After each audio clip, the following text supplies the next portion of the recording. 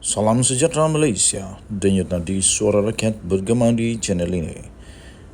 Jangan lupa tekan butang subscribe, like dan share. Malaysia kita punya, cintai Malaysiaku, kita jaga kita.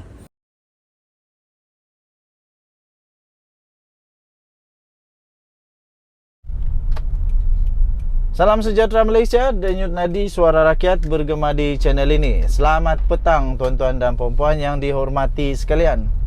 Mungkin anda baru saja selesai menunaikan solat fardu Jumaat.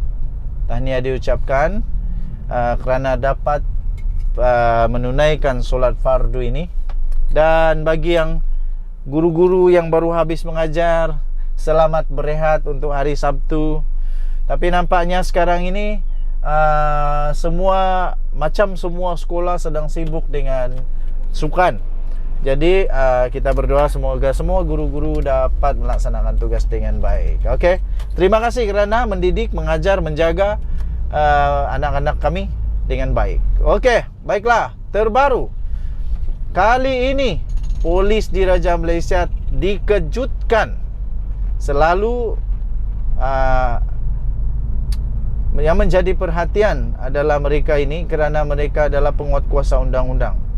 Dan kerajaan sekarang ini di bawah Datuk Seri Anwar Ibrahim sebagai Perdana Menteri, he will not give a toot.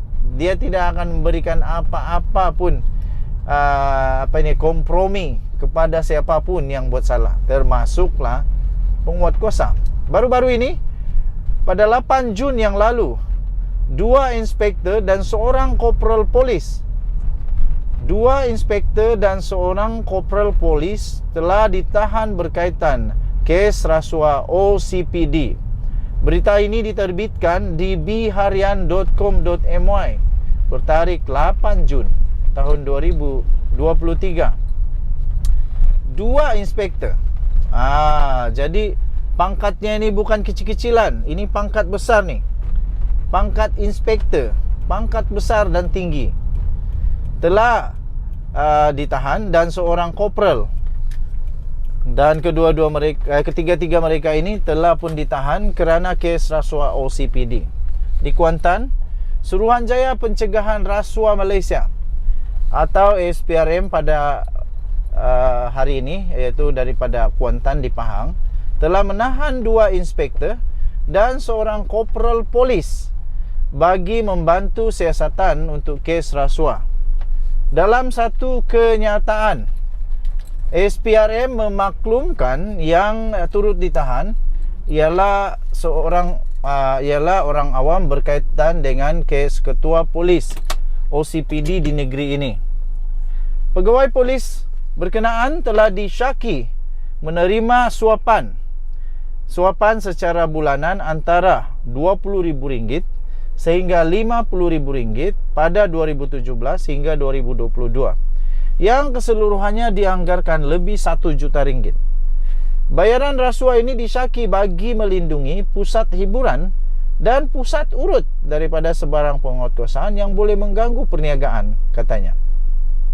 Dalam tangkapan yang lain, SPRM mengesahkan 2 penguatkuasa Jabatan Immigration JIM, Jabatan Immigration Malaysia, berusia di antara 41 tahun hingga 49 tahun juga ditahan pada hari ini kerana disyaki meminta dan menerima rasuah daripada pemilik pusat urut di sekitar Pahang. Ia bagi mempercepatkan proses pembaharuan permit pekerja warga asing, katanya. Sementara itu, pengarah SPRM Pahang, Hairizul Muhammad Amin atau Hamim, ketika dihubungi telah pun mengesahkan penangkapan berkenaan. Katanya, siasatan itu dijalankan mengikut Seksyen 17(e) Akta SPRM 2009. Denyut nadi suara rakyat bergema di channel ini. Jumpa lagi. Bye-bye. Salam sejahtera Malaysia, denyut nadi suara rakyat terus bergema di channel ini. Sepandai-pandai tupai melompat, secampion-campion terbangnya burung, akhirnya terpaksa jatuh di tanah juga, ataupun terpaksa rehat juga, ataupun kantui, ataupun ditangkap, ataupun kena masuk jerat, ataupun apa-apa sajalah. Dan sepandai-pandai orang mengelak daripada kena tangkap kah, kena siasat kah kerana jenayah, akhirnya pasti akan kena juga. Dan akhirnya nanti kalau betul-betul ada bukti kukuh, macam mana lagi nak nafikan?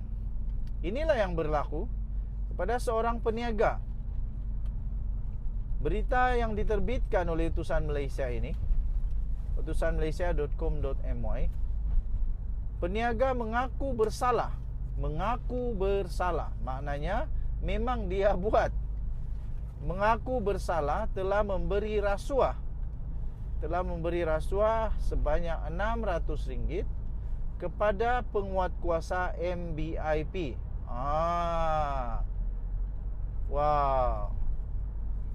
Nasib baiklah ianya dapat ditangani dengan baik. Kalau tidak, nanti jadi ketagih pula membagi rasuah.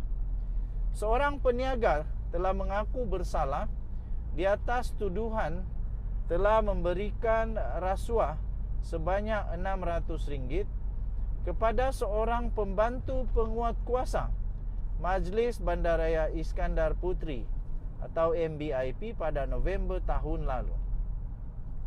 Tertuduh iaitu Loh Yet Kiong berusia 43 tahun membuat pengakuan itu selepas pertuduhan dibacakan di hadapan hakim Datuk Ahmad Kamal Arifin Ismail. Jadi rasanya kerana cukup bukti, dia dah tak boleh lari, dia tahu dia dah kalah, terus dia mengaku bersalah. Walau bagaimanapun, mahkamah menangguhkan keputusan hukuman atas permintaan daripada peguam bela tertuduh Syed Salim SM Daud bagi pelaksanaan rundingan akuan mengikut Seksyen 172C Kanun Tata Cara Jenayah. Jadi sudah mengaku tapi belum ada lagi hukuman kerana masih lagi ada perundingan. Berdasarkan kertas pertuduhan itu, Yet Kiong, peniaga ikan kering dan pembekal rempah ratus itu, didakwa telah memberi suapan sebanyak RM600 saja, bukan RM600,000. RM600 kepada pembantu penguatkuasa MBIP. MBIP di Pasar Mini Sri Skudai, di Taman Sri Skudai pada pukul 12.50 tengah hari pada 1 November yang lalu. Suapan tersebut sebagai dorongan supaya premisnya yang melanggar syarat lesen perniagaan yang dikeluarkan oleh MBIP, iaitu menjual barang basah, tidak dikenakan tindakan. Itu modus operandi dia lah.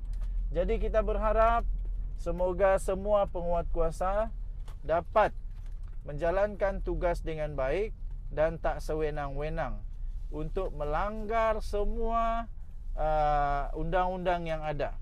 Ingatlah, rasuah itu merosak segala masa depan. Denyut nadi suara rakyat bergema di channel ini. Bye-bye.